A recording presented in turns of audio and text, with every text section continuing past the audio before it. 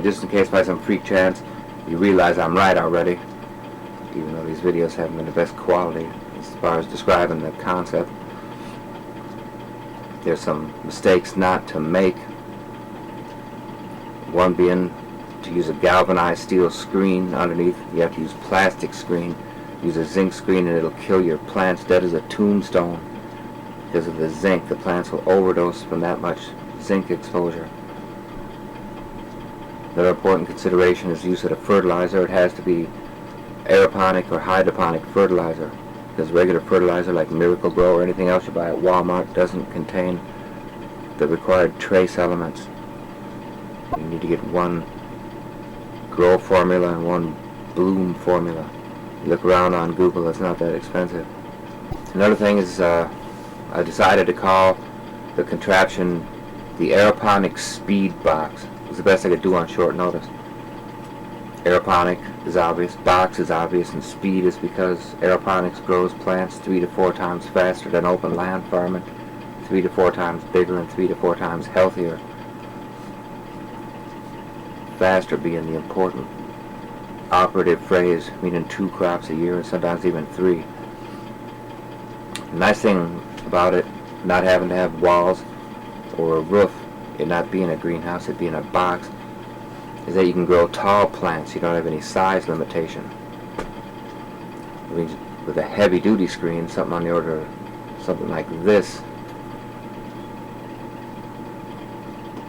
you can grow tall plants. The Durex DX7 isn't going to cut it for growing tall plants, but something like this will. A nylon screen, something like that. There'll be more on that to come. That's not what I'm going to be doing. I'm going to be growing short plants, strawberries and melons, just for the demonstration. The aeroponic speed box or aeroponic speed boxes, because basically it's a box with plants growing out of it. I wouldn't underestimate it. It should have the potential to actually replace open land farming as you know it. It's just a question of time and mass production.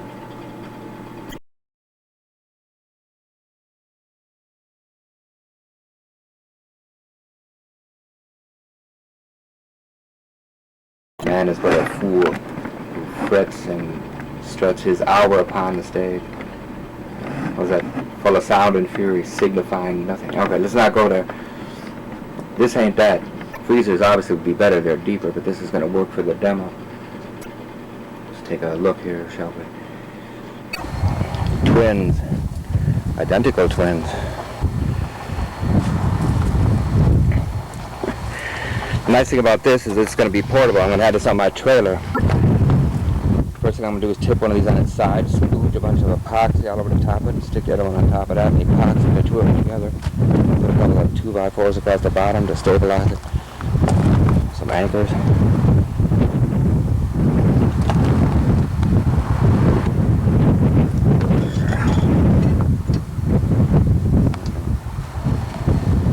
Got an area of 5 feet. 5.5 feet. So obviously it's like a day late and $1 short. This paddle does not exactly want to fit, so I have to rebuild it. After these got scrapped out, there was some foam remaining. You can see where the foam is here.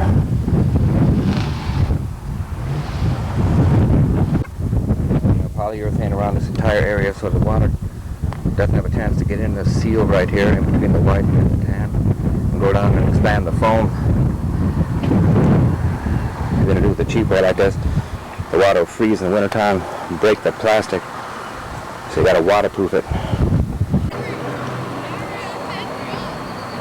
These are going to be bolted together and epoxied together.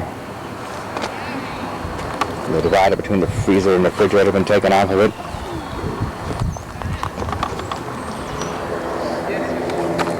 I have to go around this entire seal on both of these.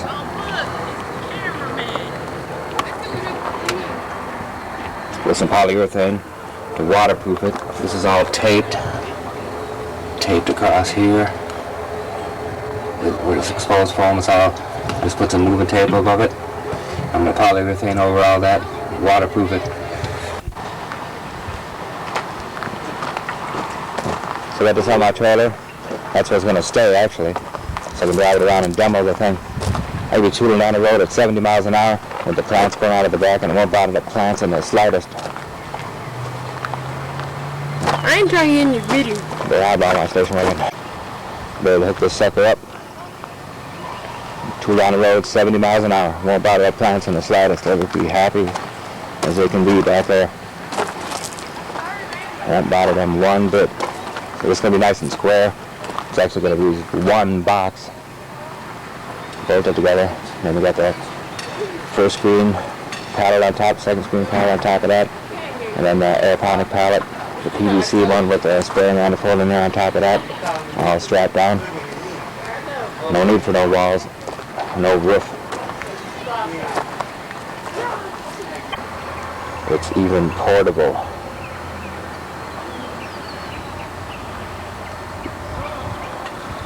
Alright, so just we're on the same page here.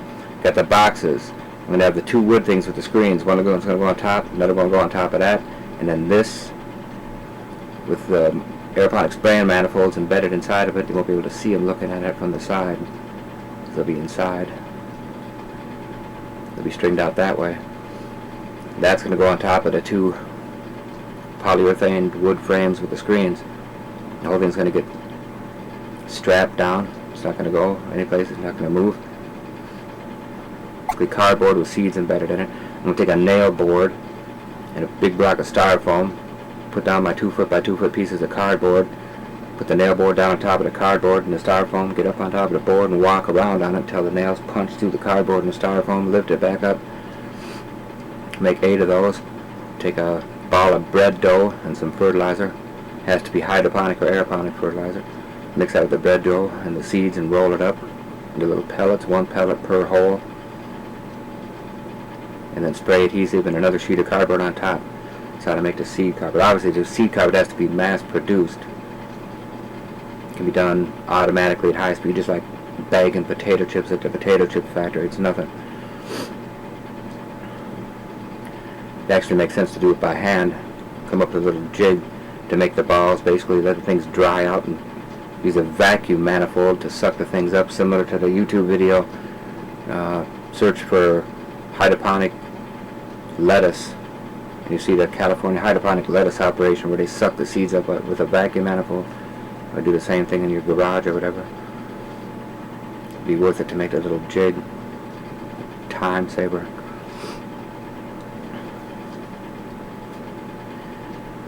Once the seedlings grow through the seed carpet, they're so light in weight, small in mass, that when the wind comes up, they're just going to rotate away from the wind, and it's not massive enough to tear the cardboard, even though the cardboard is going to be wet.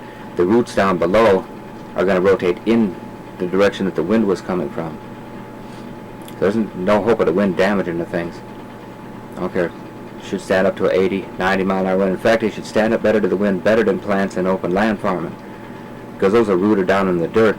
The top half rotates, but the bottom don't, and the stem creases and the plant dies. And that won't happen to these seedlings.